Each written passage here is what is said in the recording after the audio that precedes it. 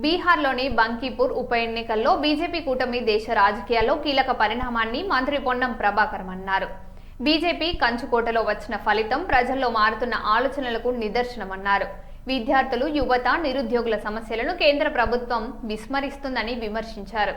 ప్రజాస్వామ్యంలో ప్రజల తీర్పే అంతిమమని స్పష్టం చేశారు. కొద్ది నెలల క్రితం జరిగినటువంటి ఎన్నికల్లో 50,000 పైన మెజార్టీతో గెలిచిన భారతీయ జనతా పార్టీ జాతీయ అధ్యక్షుడు ఖాళీ చేసిన సీటు 20,000తో ఓడిపోయింది. ఇది బీజేపీ పతనానికి నాంది పలికింది.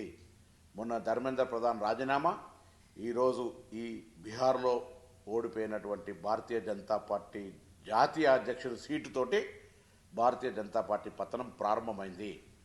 మన్ కీ బాత్ కాదు, ప్రజల మాట వినమని చెప్తా ఉన్నది ప్రజలు. అంతేకాదు, నరేంద్ర మోడీ, అమిత్ షాల తానేషాహి ఏదైతే నియంతృత్వం ఉందో నడవదు అని చెప్తా ఉన్నారు ప్రజలు. ప్రజాస్వామ్యము, రాజ్యాంగము, ఈ భారతదేశ భౌగోళిక, సామాజిక అన్ని పరిస్థితులలో అర్థం చేసుకొని ఇక్కడ ఉన్నటువంటి సామాజిక పరిస్థితులను నడపాలి తప్ప నియంతృత్వంగా నడవదు ప్రభుత్వం అనే మాట చెప్పే ప్రయత్నం జరిగింది. ఇప్పటికైనా భారతీయ జనతా పార్టీ బుద్ధి తెచ్చుకొని సరైన విధంగా ప్రజలకు పరిపాలన అందించాలని డిమాండ్ చేస్తూ ప్రజాస్వామికంగా ఉండాలని కోరుకుంటూ కాంగ్రెస్ పార్టీ తరఫున ఇది భారతీయ జనతా పార్టీకి ఒక చెంప దెబ్బలాగా భావిస్తూ ఉంది.